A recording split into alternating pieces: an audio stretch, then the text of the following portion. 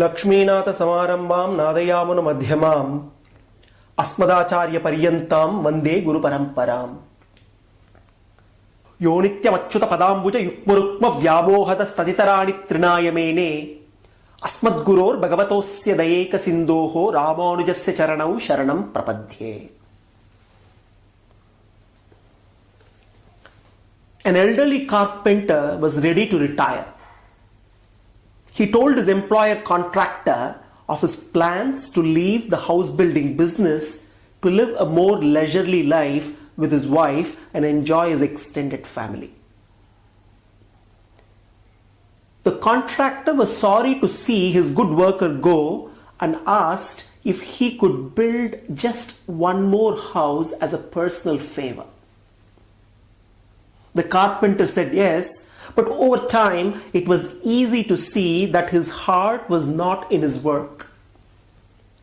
He resorted to shoddy workmanship and used inferior materials. It was an unfortunate way to end a dedicated career.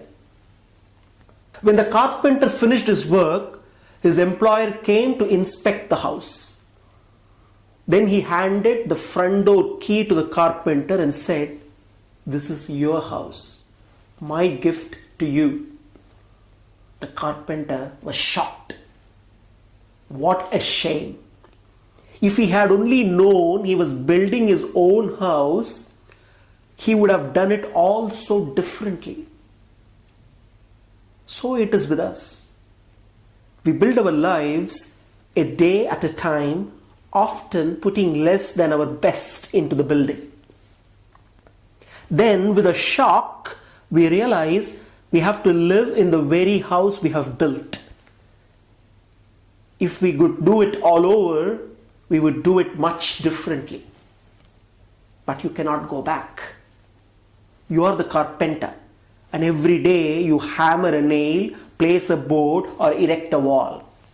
Someone once said, "Life is a do-it-yourself project." Your attitude and the choices you make today help build the house you will live in tomorrow. Therefore, build wisely. Therefore, act wisely. Today, as we continue with chapter 2 of the Gita, we will learn how to act skillfully and wisely. The second chapter, Sankhya Yoga, has a clear-cut design and consists of 4 major segments. In the last session, we covered the first segment where Sri Krishna explained the true nature of the soul as distinct from its physical embodiment, the human body. Today, we will cover the other 3 segments. The second segment highlights how a person is not the same as his personality. Krishna shows Arjuna's unreasonable attitude and brings forward solid arguments as to why he should fight the war, that is, why he should perform his duty. The third segment introduces the celebrated doctrine of Karma Yoga, and the fourth segment of the chapter is devoted to the introduction of Jnana Yoga and a grand portrayal of the Sthita Prajna, the steady-minded contemplative man of wisdom. Having addressed Arjuna on the lofty philosophy, the topic of the nature of the soul, Krishna now brings to focus the topic of the necessity of performance of one's ordained duty. Having addressed Arjuna on the lofty philosophy, the topic of the nature of the soul, Krishna now brings to focus the topic of the necessity of performance of one's ordained duty. Shri Bhagavan Uvacha Swadharmam apichāvekshya na vikampitum-arhasi dharmyādhi yuddhāt shreyonyat kshatriyasya na vidyate. Further, even from the point of view of one's own duty, you ought not to falter. There is no greater good for a kshatriya than what a righteous war offers, says Sri Krishna. Arjuna has a duty to perform, a role to be played, and Krishna urges him to play the role dutifully. The need of the hour is to play the role faithful to the script given. Here they are on the battlefield of Kurukshetra. Arjuna is a warrior and his Swadharma is to engage in a war and fight against the Kauravas. Swadharma is all about dutifully performing an ordained role. We need to understand that life is all about role playing. Let's examine this a little bit more deeper. Our lives are all about relationships. We cannot avoid relating as well as responding to the world, whether we like it or not. To live our lives, we need to relate to the world. Any relationship implies two factors. One is me, the person who relates, and the other is what or whom I relate to. Of these two, one is a changing factor, that which I am related to. The situations, the objects around, the people, these keep changing. The world of objects, people, and situations I confront keeps changing, whereas the I who confronts the world is invariable, is constant. But there seems to be a variable status even for me. When I relate to my father, I am a son. When I relate to my son, I am a father. When I see, I am a seer. When I speak, I am a speaker. Thus, because of the relationship, the I also seems to undergo a change. But the change in the I is not total, as is the case with the objects with which the I relates. The I can be a father, a son, a brother, a husband, a friend, an enemy, a stranger, an employee, or an employer, depending on the object with which the I relates. While the objects change totally, the subject I only changes partially. We need to understand that life is all about role playing. If there is the presence of I in all situations undergoing seeming changes, we can look at the situation as we would look at an actor who assumes different roles. In life, roles land upon us whether we want them or not. As we are born, the father says, a son is born. The brother says, a brother is born. Others can say, a cousin is born, etc. Before we know anything, we are already related. We are born related, we live related. This means that we have to play roles, several roles. The role depends on the situation we relate to, the people we relate to, the objects we relate to. In the morning at home, I play the roles of a husband and a father. When I go out, I play the role of a neighbor, a friend. In office, I play the roles of a boss, an employee, a teammate, etc. I play different roles in relation to different people, different situations. A person has roles to play in life, and so he needs to understand the roles as roles and the person as person. A role becomes a role only when the person playing the role is clearly understood. The person is not the same as the personality. In Sanskrit, the person is called Purusha, the Jivatma, who plays different roles through the faculty called Prakriti, the insentient matter, which consists of the mind, the intellect, the organs of perception, the vital force, the organs of action, and the physical body. The different roles the person plays go into making his personality. It is important to recognize that roles cannot be avoided for the Purusha. Roles cannot be avoided for the individual soul when it is in association with Prakriti, with a physical body. Even while using my senses, I play several roles. When I see, I am a seer. However, does the I have the intrinsic attribute of seeing? If so, I should be seeing all the time, which is not the case. The truth, however, is that sometimes I'm a seer, sometimes I'm a hearer, sometimes I'm a thinker, a walker, an eater, and so on. The I remains the same. The I assumes the roles of seer, hearer, eater, walker, etc. and so on. But the I is none of them. These roles are not intrinsic to the I, the Atman within each of us. To know that the Atman merely plays a role and is not the role is very important. An actor who plays the role of a character in a movie has to move on to play his real life role once he finishes acting. He cannot confuse himself with the role he plays in the movie. A hero can romance the heroine while playing the role of a hero. The moment the shooting finishes, he has to necessarily remember that he is not the same hero and has to play the role of a colleague while relating to the same lady who played the role of a heroine on the sets. The point is, each one of us have several roles to play, and every role has its own script. When one mistakes himself as the role and not the person playing the role, when the person and the role merges, that's when all the trouble starts. The problems of the role become the problems of the person, and thus the problems of one role impacts adversely the performance of another role.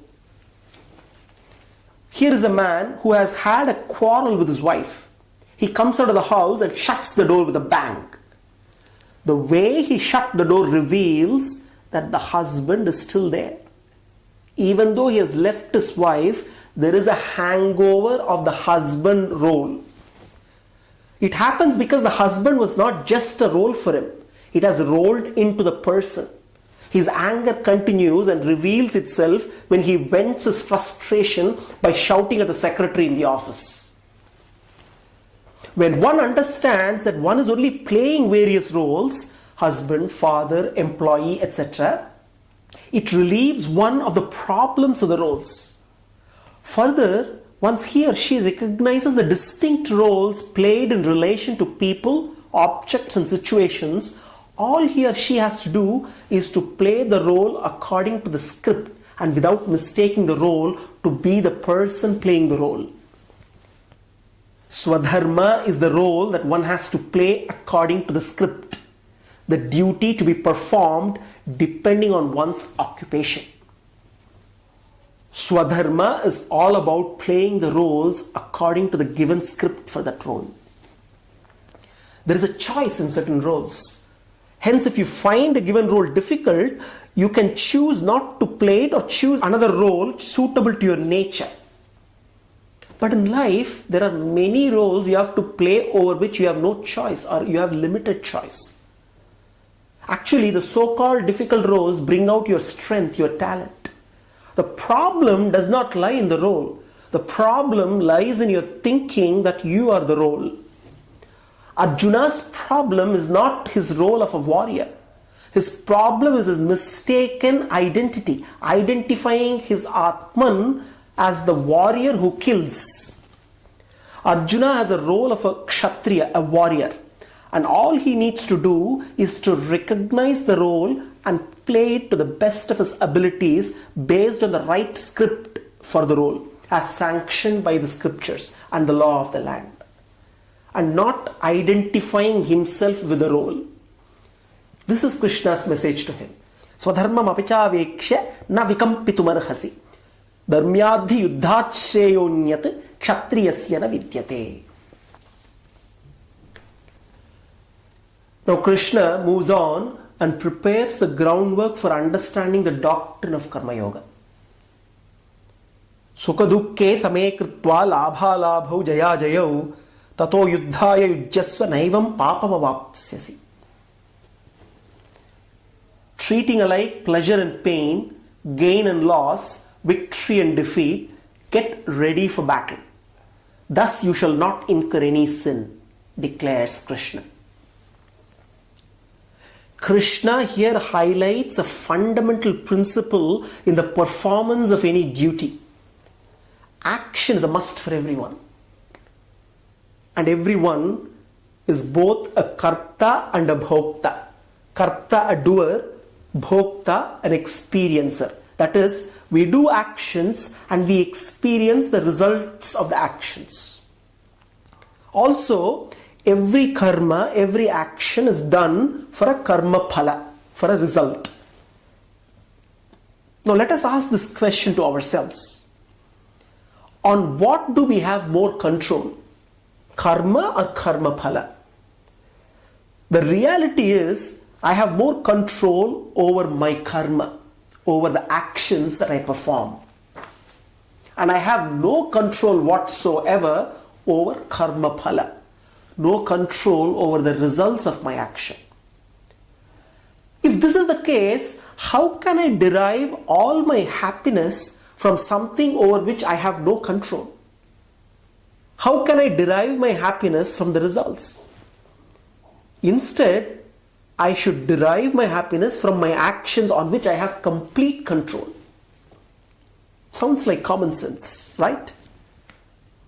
As the famous philosopher Voltaire once said, common sense is anything but common. Therefore, Krishna says, do your duty by enjoying the work you do. Let the source of happiness be the very work done, not the results. The results can be good or bad, but they are anyway beyond control. So the outcome should not disturb our sense of equanimity. A balanced mind with a sense of equanimity is a prerequisite for the discipline of Karma Yoga. After justifying the need to fight the battle, do his duty, both on philosophical and moral grounds, Lord Krishna instructs Arjuna the manner of performing one's duty. In this context, the doctrine of Karma Yoga is introduced. Yesha te bihita sankhye buddhir yoge tvimam shunu. Buddhya yukto yaya partha karma bandham prahasyasi. This knowledge concerning the self has been imparted to you, he Partha. Now listen to the knowledge with regard to the yoga. Being equipped with it, you shall get rid of the bondage caused by karma, says Krishna. At first, Krishna draws clear distinction between karma, or the performance of Vedic rituals for achieving certain results, or for that matter, the performance of any selfish result-oriented actions, and Karma Yoga, which is the disinterested performance of the prescribed duties. Any actions motivated by a desire for achieving some results are regarded Kamya Karma. Karma Yoga refers to the performance of the prescribed deeds and duties by renouncing all selfish desire for rewards and for the sole purpose of attaining the supreme spiritual goal. Let us understand the concept of karma clearly. Karma literally means action.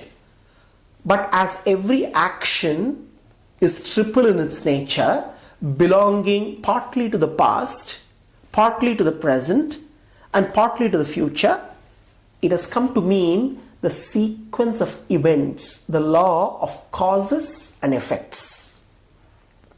What is called the consequence of an action is really not a separate thing, but it is very much part of the action and cannot be divided from it. The consequence is that part of the action which belongs to the future, and it is as much a part of it as the part done in the present. Thus, suffering is not the consequence of a wrong act, but an actual part of it, although it may be only experienced later.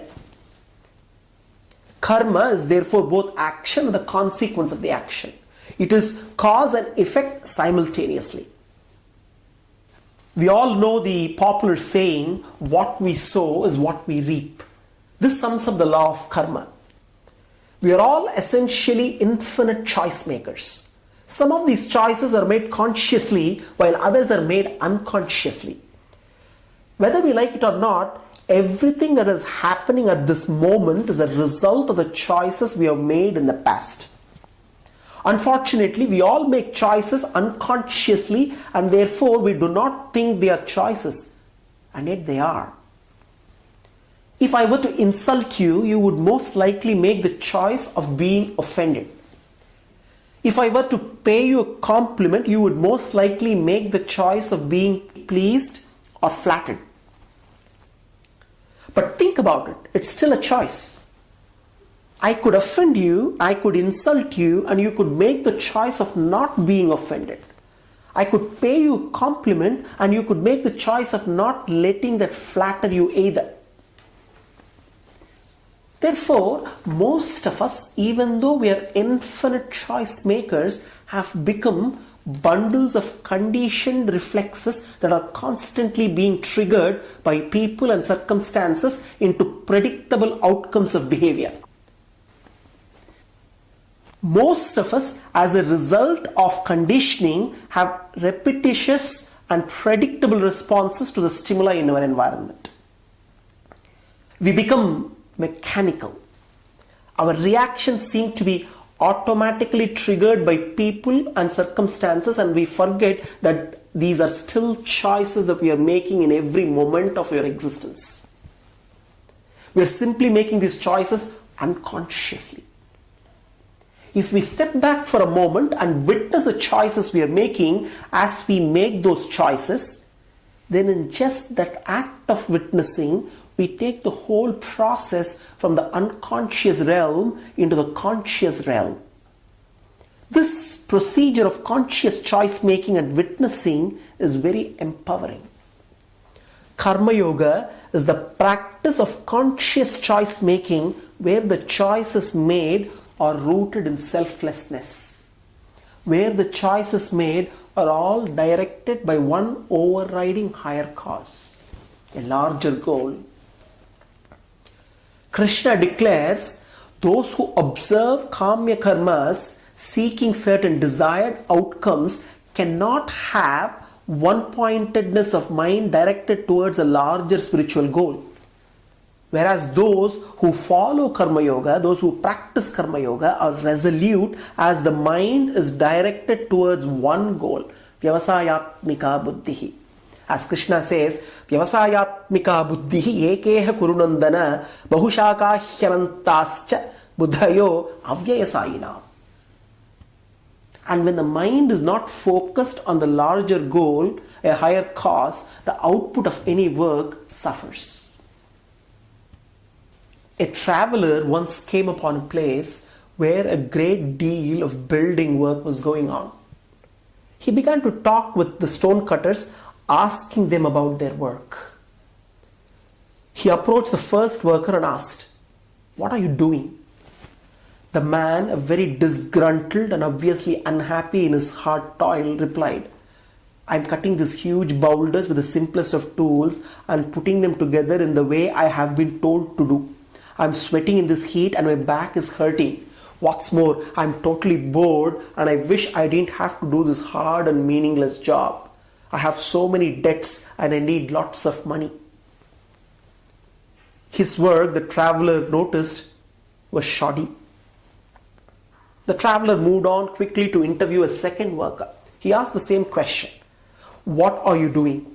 The worker replied, "Well, I have a wife and children at home, so I come here every morning and I work these boulders into regular shapes as I am told to do so.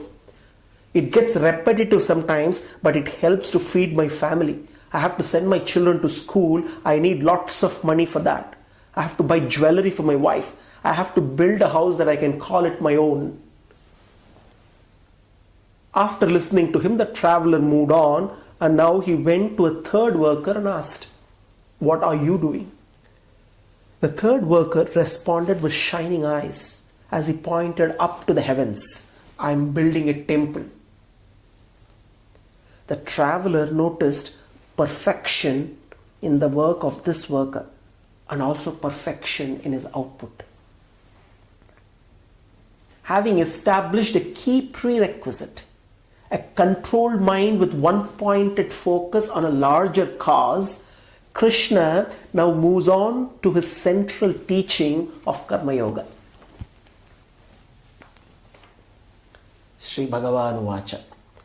Karmanyevadhikaraste mapaleshu kadachana ma karma phalaheturbuhu mate sangostva karmani. Karmanyevadhikaraste Ma phaleshu kadachana. Ma karma palaheturbhuhu. Mate sangostva karmani. Krishna says, you have the right to perform only the deed and never at all to its fruits. Do not be motivated by the fruits of the actions, nor have any attachment to inaction. Karmanyevadhikaraste. We can choose what action we do. Mate sangostu akarmani. We cannot choose to be inactive.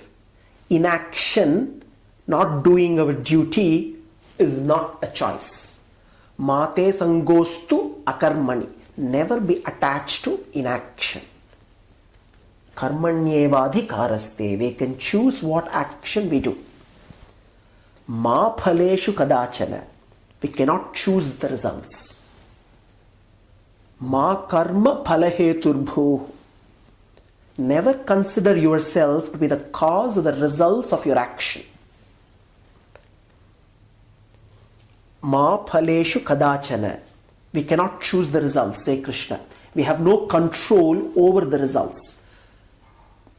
Ma phaleshu kadachana. Therefore Krishna says, eliminate the preconceived expectation of the results. Results do matter. Krishna is not saying results do not matter. Results do matter, but results depend on several other factors in addition to our own effort. Individual effort is necessary and crucial, but not sufficient. Individual effort is necessary and crucial, but not sufficient. We need to remember this. Krishna here is changing the focus of our work. Instead of spending energy worrying about the results, he says, use that energy for the action performed. Focus on the work and bring 100% efficiency in action. There is this classic story of the young boy who traveled far from his home to study under a great teacher. When he met the wise old man, his first question was, "Sir, how long will it take me before I am as wise as you?" The response came swiftly, 5 years. "This is a very long time," the boy replied. "How about if I work twice as hard?" "Then it will take 10, said the master. 10? That's far too long. How about if I studied all day and well into the night every night?" 15 years, said the master. "I don't understand," replied the boy. "Every time I promise to devote more energy to my goal, you tell me that it will take longer. Why?" The master replied, "The answer is simple. With one eye fixed constantly on the destination, there is only one eye left to guide you along the journey." Ma phaleshu kadachana. We cannot choose the results. We have no control over the results. Therefore, Krishna says, eliminate the preconceived expectation of the results. Ma karma phalaheturbhuh. Never consider yourself to be the sole cause of the results of your actions. Accept the result and drop the attachment to the result. Do not struggle against the result if it is not in line with your liking. Krishna is not saying do not rejoice if the result is good. Just embrace the result and drop it so that one can move forward without any baggage. Only when there is acceptance, there can be responsibility. Responsibility means not blaming anyone or anything for your result, including yourself. Having accepted a result, responsibility means the ability to transform it into something better. Every so-called upsetting situation is an opportunity for the creation of something new, for the creation of something beautiful. Karmanyevadhikaraste ma phaleshu kadachana ma karma phalaheturbhu mate sangostva karmani. The message is very clear. Process excellence will result in product excellence. Without process excellence, that is 100% attention to the action, there can never be excellence in results. Therefore, once the required results are defined, then detach yourself from the desperation of the results. Then intensely attach to the process, to the action performed, and direct your intelligence to constant and never-ending improvement of the process. Where there is excellence in the process, the result, sooner rather than later, follows. And that's the way to progressively attain minimum effort producing maximum results. Minimum effort producing maximum results.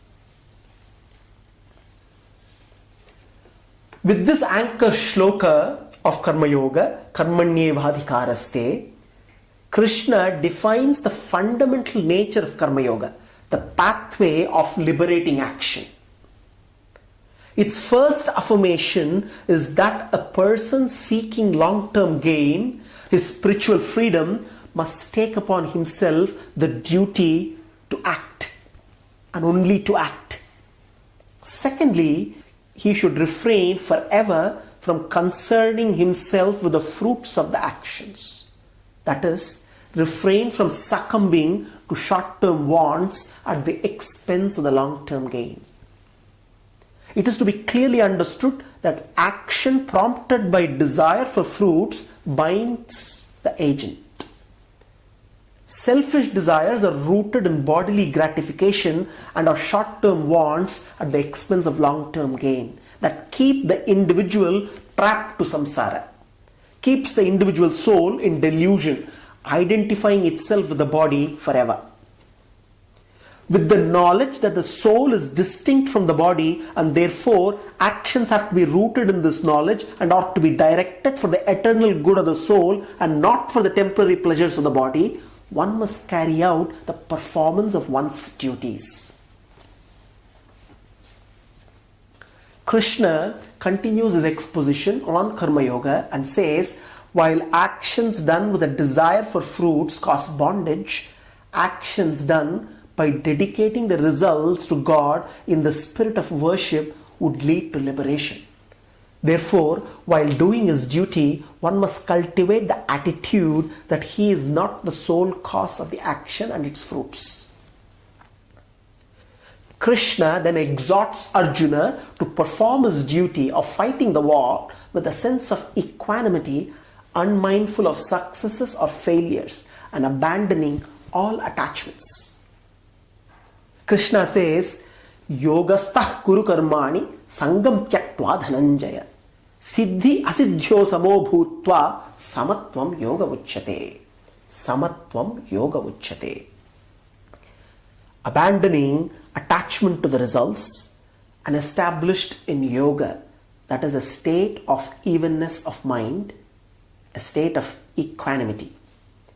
Do your work treating success and failure alike. Too many of us are consumed by needless and endless worry. This drains us of our natural vitality and energy. An analogy could be that of an inner tube of a bicycle tire. When it is fully inflated, it can easily take you to your destination. But if there are leaks in the tube eventually deflates and your journey comes to an abrupt end. Attachment to results, constant worry about success and failure are like the leaks in the tube. They are the energy leaks for the mind. Krishna therefore recommends cultivation of an even mind.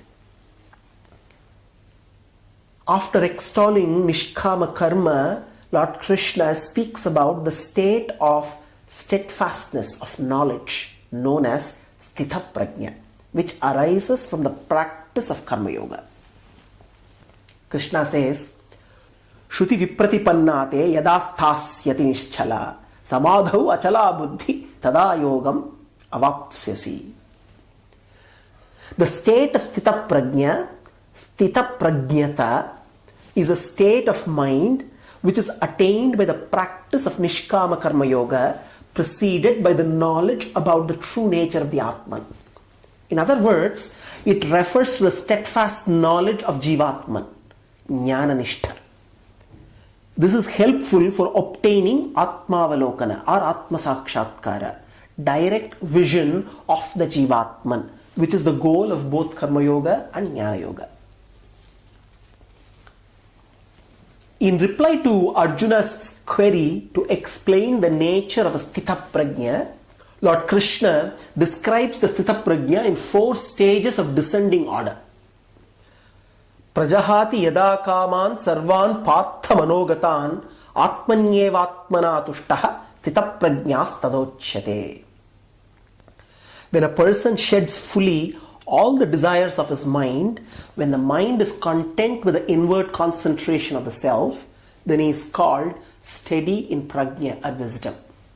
Prajahati yada kaman sarvan partha manogatan atmanyevatmana tushtaha sthita prajnas tadochyate. In this highest stage of Jnana Yoga, the aspirant finds complete self-satisfaction in the inward mental contemplation on the self. The desires stand uprooted from their inmost depths in the mind and are expelled, as it were, beyond the possibility of revival. Dukkeshu anudvignamanaha, sukheshu vigataspruhaha, vitaraga bhayakrodaha, stitadhir muniruchyate. He whose mind is not disturbed by the sorrows and who has no craving for pleasures and who is free from passion, fear and anger, he is called a sage of firm wisdom. In this stage, though the outward operativeness of desires is put down, they may still persist as subtle hankerings, unconscious predispositions embedded in the deeper levels of personality. In this stage, the aspirant is engaged in eliminating them through repeated application to the meditation on the blissful nature of the self. He fights down anguish and attachment in relation to the present and prevents the longings, fears and anger in relation to possible eventualities. He understands that the past is history, the future is a mystery, and this moment is a gift.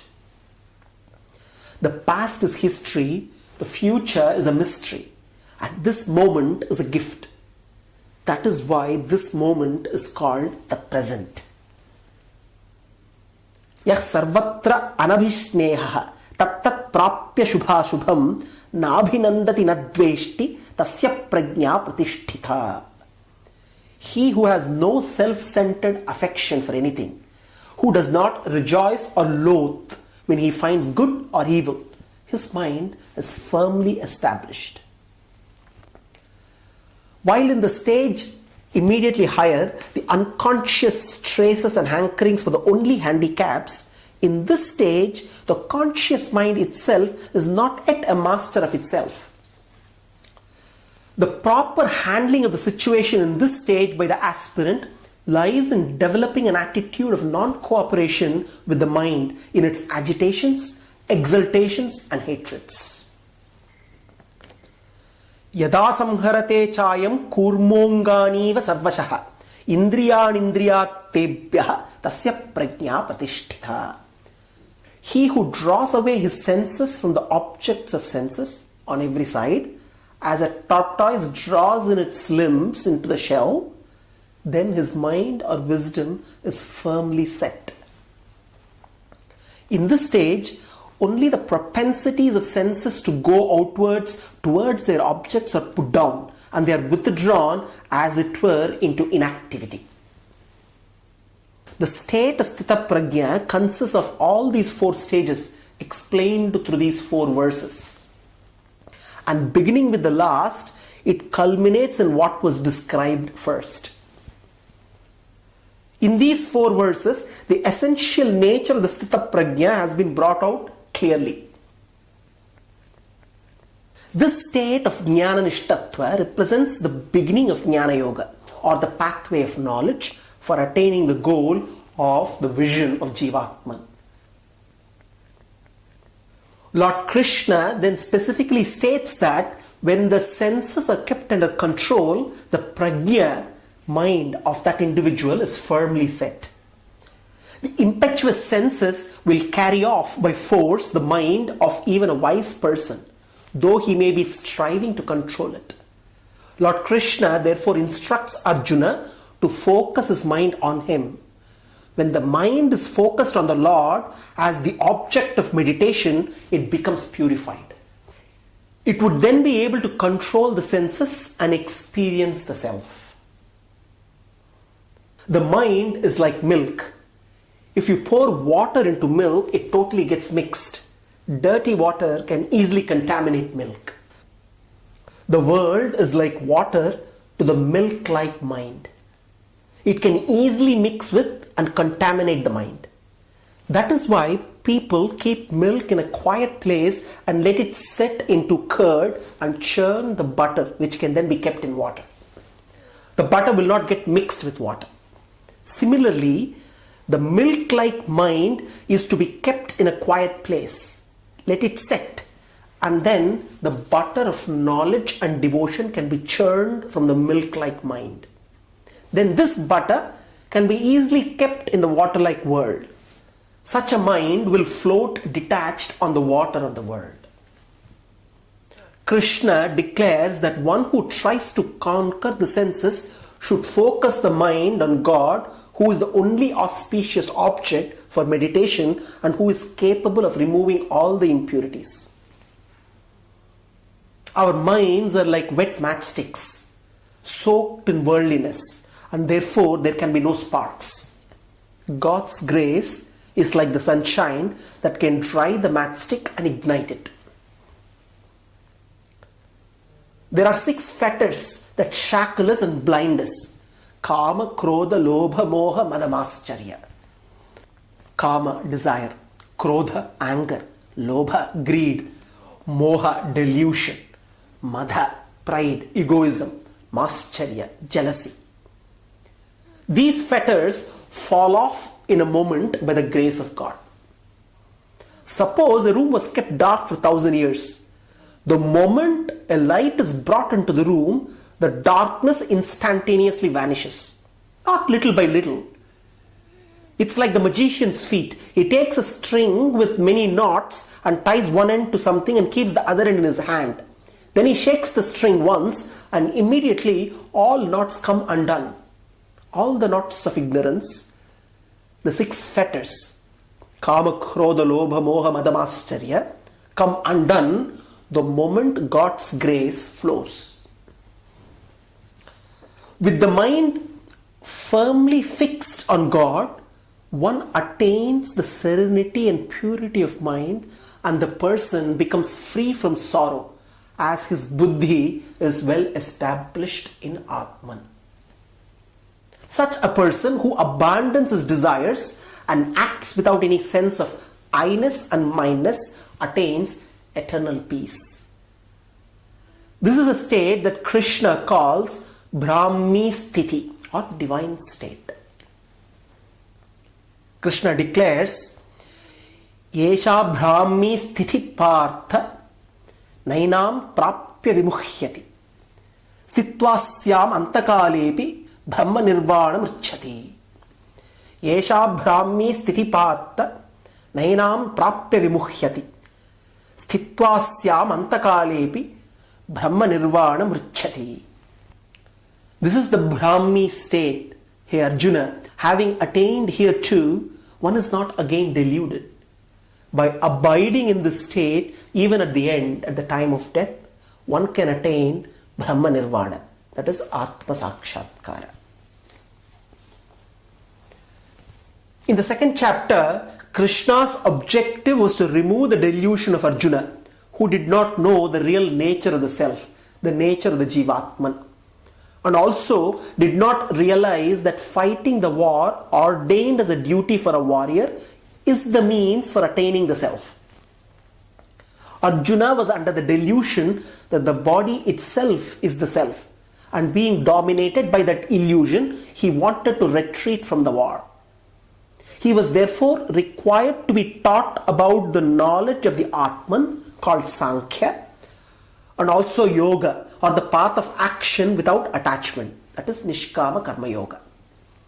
These two together have as their goal the attainment of steadfast wisdom, Sthita Prajna. In this context, the chapter concludes with the teaching of the Brahmi Sthiti or Sthita Prajnatva, by the attainment of which one is not deluded and wins Brahma Nirvana, blissful realization of the Jivatman, Atma Avalokana or Atma Sakshatkara, which is the goal of Jnana Yoga. With this, I conclude Sankhya Yoga, chapter 2 of the Gita.